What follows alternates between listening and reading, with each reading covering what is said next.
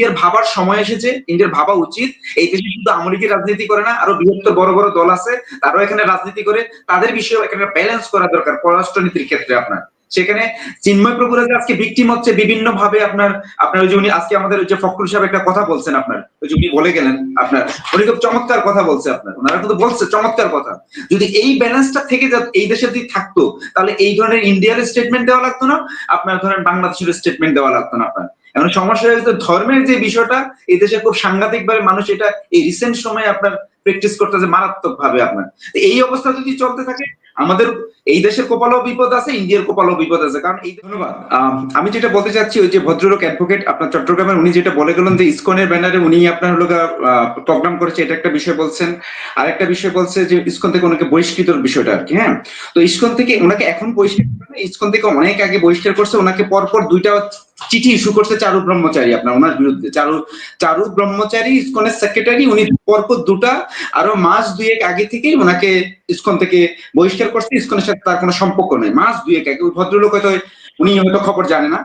আর দ্বিতীয় বিষয়টা হচ্ছে উনি যে ইসকনের হয়ে ওখানে প্রোগ্রাম করছে তার ব্যানারে, এটা উনি ব্যানার দেখাতে পারবে না, এটা নাই, এটা উনি আমি যতটুকু জানি ব্যানার নাই, ইসকনের নামে কোনো ব্যানারে কোনো প্রোগ্রাম কোথাও বাংলাদেশে হয় নাই। যতগুলো প্রোগ্রাম হয়েছে সংখ্যালঘুদের হিন্দু জাগরণ মঞ্চ হয়েছে, সংখ্যালঘু মোর্চা হয়েছে, এই ধরনের সংগঠনকে একত্রিত করে এই আপনার মুভমেন্ট গুলো হয়েছে এবং বড় বড় ব্যানার এখানে করা হয়েছে আপনার। হ্যাঁ, সেখানে এটা নাই। আর ভারতের ইসকনের বিরুদ্ধে যে ইসকনের পক্ষে নিয়ে চিন্ময় প্রভুর পক্ষে নিয়ে ভারতের যে স্টেটমেন্ট রিসেন্ট গতকাল যে স্টেটমেন্ট উনি দিয়েছে, ভারত দিয়েছে পররাষ্ট্র মন্ত্রণালয়। আমার একটা প্রশ্ন, গত 15 বছরের কথা যদি আমি বলতে চাই, আপনার ধরেন আওয়ামী লীগ 1 থেকে 6 পর্যন্ত বিএনপি যে মাইনরিটি পারসিকিউশন করছে তার বই সেল করছে ইন্টারন্যাশনালি, গ্লোবালি সেল করছে আওয়ামী লীগ আপনার। 1 থেকে 6 এর বই সেল করে 2009 সালে ক্ষমতায় এসেছে আওয়ামী লীগ আপনার। 9 থেকে 2023 সালের আপনার জুলাই পর্যন্ত আওয়ামী লীগের দ্বারা এদেশের সংখ্যালঘুরা যে পরিমাণে পারসিকিউশনের শিকার হয়েছে সেটা কি বিএনপি সেল করতে পারছে? বিএনপি পারে না এটা, বা জামাতও পারে না এটা আপনার। এবং সেক্ষেত্রে ইন্ডিয়ার ভূমিকাটা কি ছিল? সেখানে আপনি যদি লক্ষ্য করেন 2009 থেকে 2023 সাল পর্যন্ত আপনার ইন্ডিয়া বাংলাদেশের সংখ্যালঘুদের নিয়ে নট আ সিঙ্গেল আপনার স্টেটমেন্ট দেয় নাই। আমি যদি বলি 2021 সালের কথা বলি, আপনার 2021 সালে দুর্গাপূজা যখন অ্যাটাক হয় আপনার প্রায় 46টা ডিস্ট্রিক্টে আপনার, তখন ভারতের আইসিসিআর এর চিফ চেয়ারম্যান যে সে বলছে যে বাংলাদেশের সংখ্যালঘুদের উপরে হামলা আপনার যদি হয়ে থাকে এটা বিচ্ছিন্ন ঘটনা, এর জন্য এই আওয়ামী লীগ সরকারের সাথে তাদের সম্পর্ক খারাপ হবে না, বাংলাদেশের সাথে সম্পর্ক খারাপ হবে না, এটা ভারত ঘোষণা আপনার দিছে। আবার আমরা যদি বলি 2012 সালে 200 ভরি স্বর্ণ ঢাকেশ্বরী মন্দির থেকে লুট হয়েছিল, তখন তো ইন্ডিয়া কোনো স্টেটমেন্ট দেয় নাই। আপনার ইন্ডিয়া স্টেটমেন্ট দিল কখন? দিছে যশোরেশ্বরী কালী মন্দিরের 5 ভরি স্বর্ণ আপনার দিয়ে একটা মুকুট বানিয়েছে, সেটা স্টেটমেন্ট দিয়েছে। এখন হলো চিন্ময় দাস ব্রহ্মচারীর বিষয়ে আমরা আসি। উনি একজন সাধু সন্ত, ওনার কথা আমরা বলি, উনি একজন সাধু সন্ত মানুষ। ওনার বিরুদ্ধে ধরেন যেভাবেই হোক মামলা হয়েছে বা ওনাকে ধরেন কারা ইউজ করছে, এগুলা সব আপনার ধরেন উনি কিভাবে আপনার ধরেন এই মুভমেন্ট করছে বা কারা এর পিছনে মুভমেন্ট করছে, এটা আপনার ধরেন এই যে 6 জনকে গ্রেপ্তার করলো, যে উনিও বললে বা অ্যাডভোকেট বলে, এখন পর্যন্ত নাম পাবলিশ করে না কাকে গ্রেপ্তার করা হয়েছে আপনার। হ্যাঁ, কাদেরকে গ্রেপ্তার করা হয়েছে এটা এখনো পাবলিশ হয় নাই। আবার ইসকনের বিরুদ্ধে আজকে হাইকোর্টে আপনার একটা রিট করছে আপনার, সেটাও আপনি হয়তো বা এটা স্টেট যেটা আপনার ব্যবস্থা নেই। এখন ইন্ডিয়া যেই কাজটা করছে, ইন্ডিয়া আমার যেটা ব্যক্তিগত বিষয়, ইন্ডিয়ার হলো এখানে আপনার আজকের যে সেন্টিমেন্ট, বাংলাদেশের মেজরিটি পার্সনের যে সেন্টিমেন্টটা ইন্ডিয়ার এগেনিস্টে আপনার, এই সেন্টিমেন্টটা কেন হয়েছে? এটা একদিনে হয় না, কিন্তু এটা দীর্ঘ 15-16 বছর যাবত এখানকার আপনার যারা দেখেছেন হুমকিগুলো কি দিচ্ছে। হ্যাঁ, আমি সেটা বলবো, ইন্ডিয়ার যে 15 বছরের এখানে যাদেরকে একজন মানে আমরা যদি কাওমি মাতার কথা বলি, আপনার হাসিনারে যে বসে পূজা করে গেছে, আপনার শুধু হাসিনারে পূজা করছে আপনার। হ্যাঁ, আমাদের ভাষায় যদি বলি, একজন মহিলার কারণে পুরো দেশ শেষ করে দিয়ে গেছে এবং সংখ্যালঘুদের বানের জলে ভাসায় দিয়ে গেছে আপনার। আমার সংখ্যালঘুদের বানের, এখন সেক্ষেত্রে ইন্ডিয়া তো কোনো আপনার স্টেপ নেয়নি সংখ্যালঘুদের বিষয়ে। আপনার আজকে কেন ইন্ডিয়া চিল্লাপাল্লা করে প্রশ্নগুলো ইন জেনারেল আপনার রাইজ করে আপনার। এখন ইন্ডিয়া চিন্ময় ব্রহ্মচারীর বিরুদ্ধে পক্ষে যে স্টেটমেন্ট দিছে সেটা ইন্ডিয়ার পররাষ্ট্র বিষয়। আপনার বাংলাদেশের পররাষ্ট্র মন্ত্রণালয় তার এগেইনস্টে তার স্টেটমেন্ট দিয়েছে, বাংলাদেশ বুঝবে তার এইভাবে বুঝবে, ইন্ডিয়া এটা বুঝবে, এটা হলো তাদের আপনার আদান প্রদানের বিষয় হবে এটা। তারা প্রতিবাদ করেছে, বাংলাদেশ পররাষ্ট্র মন্ত্রণালয় অলরেডি প্রতিবাদ করেছে যে এটা দিতে পারে না ইন্ডিয়া আপনার সুষ্ঠু সম্পর্কের জন্য। তা আমার মনে হয় ইন্ডিয়ার ভাবার সময় এসেছে, ইন্ডিয়ার ভাবা উচিত এই দেশে শুধু আওয়ামী লীগের রাজনীতি করে না, আরো বৃহত্তর বড় বড় দল আছে তারাও এখানে রাজনীতি করে, তাদের বিষয়ে এখানে ব্যালেন্স করা দরকার পররাষ্ট্রনীতির ক্ষেত্রে আপনার। সেখানে চিন্ময় প্রভুরা যে আজকে ভিকটিম হচ্ছে বিভিন্ন ভাবে আপনার ওই যে উনি আজকে আমাদের ওই যে ফখরুল সাহেব একটা কথা বলছেন আপনার, ওই যে উনি বলে গেলেন আপনার, উনি খুব চমৎকার কথা বলছে আপনার, ওনারা কিন্তু বলছে চমৎকার কথা।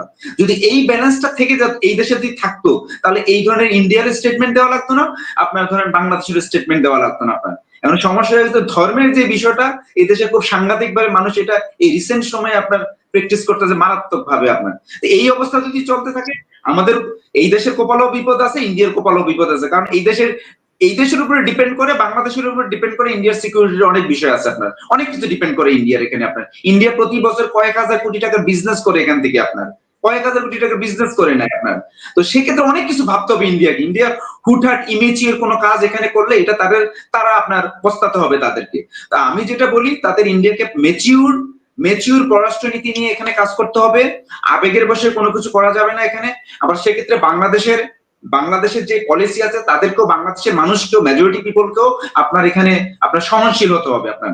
সবকিছু সব জায়গায় ধর্মকে ব্যবহার করে একে নিষিদ্ধ করতে হবে, ওকে নিষিদ্ধ করতে হবে। জামাতকে নিষিদ্ধ করছে না আপনার, আওয়ামী লীগ করছে না, যাওয়ার এক সপ্তাহ আগে প্রজ্ঞাপন দিচ্ছে না, তার ফলটা কি হলো আপনার? দেখেন মানুষের সেন্টিমেন্ট বুঝতে হবে তো আপনার। এখানে 10 জন, 50 জন, 100 জন, 500 জন।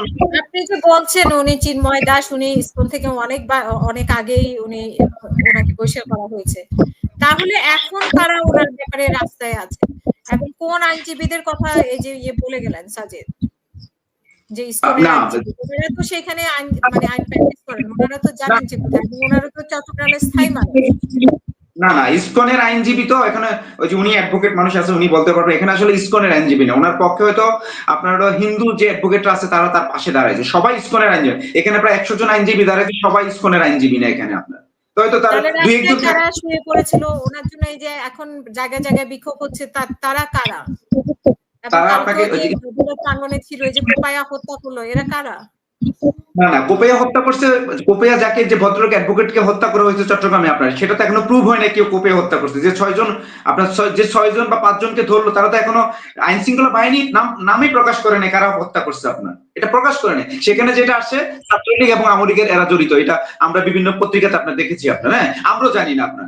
এখন আরেকটা হলো ওখানে যারা মুভমেন্ট করছে কোর্ট চত্বরে আপনার, সেখানে ধরেন যে আপনাকে বললাম যে মুভমেন্টটা আপনার সনাতন জাগরণ মঞ্চ, হিন্দু জাগরণ মঞ্চ, আপনার সংখ্যালঘুদের আপনার যে বিষয়গুলো আছে, বিভিন্ন অর্গানাইজেশন আছে, তারা এই মুভমেন্ট করছে।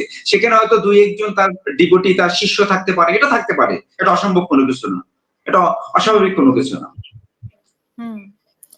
তো না, মুভমেন্টে আমি দেখতে পাচ্ছি যে লাখ লাখ লোক চিন্ময়ের পক্ষে দাঁড়াচ্ছে সারা বাংলাদেশে। তো আপনারা বলছেন যে ইসকন, আমরা যতটুকু জানি যে ইসকন একটা আন্তর্জাতিক সংস্থা, এখানেও বাংলাদেশেও আছে এবং এর অফিস, আমি যদি ভুল না করে থাকি, তো সেখানে ইসকনের লোকজনই তো হওয়ার কথা। ইসকনের লোক যদি উনি না হয়ে থাকে তাহলে এত লোক কেন আসবে ওনার জন্য? না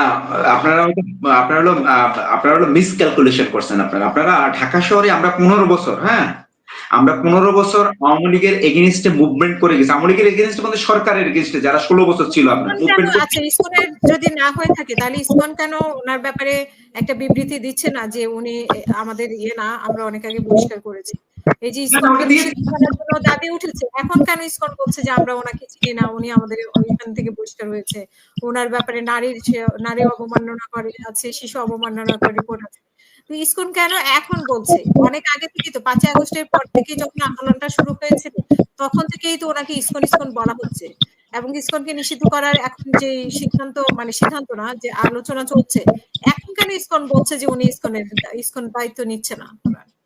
না এটা জানে না আপনার, ধরেন ইসকন থেকে যে ওনাকে আরো 2 মাস আগে আপনার সাসপেন্ড করা হয়েছে এটা জানে না আপনার, হ্যাঁ এটা হলো যারা বলতেছে তাদের কাছে তথ্য নাই, আপনার না রেখেই কথা বলছে।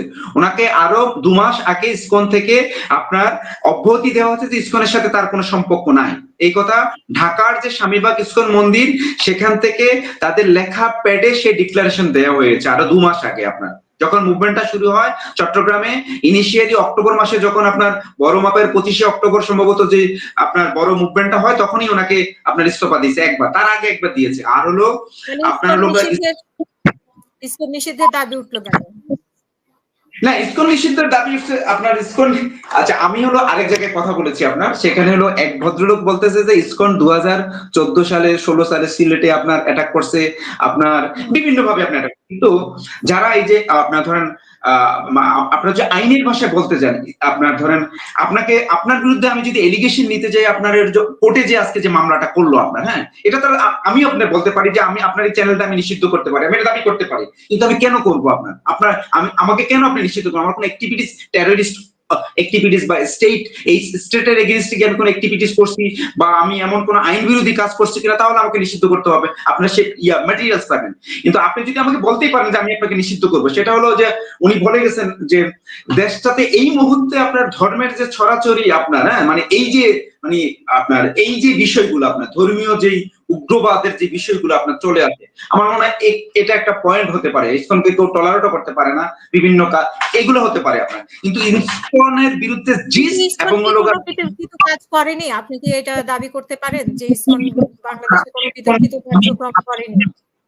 আমি দেখিনি ইসকন কোন ধরনের টেররিস্ট কোন অ্যাক্টিভিটিস চালাতে, আমি আজ পর্যন্ত দেখিনি। যদি আপনারা এখন চাপে পড়ে অস্বীকার করছেন যে চিন্ময় দাসকে আপনারা অস্বীকার করছেন, বিষয়টি কি এরকম?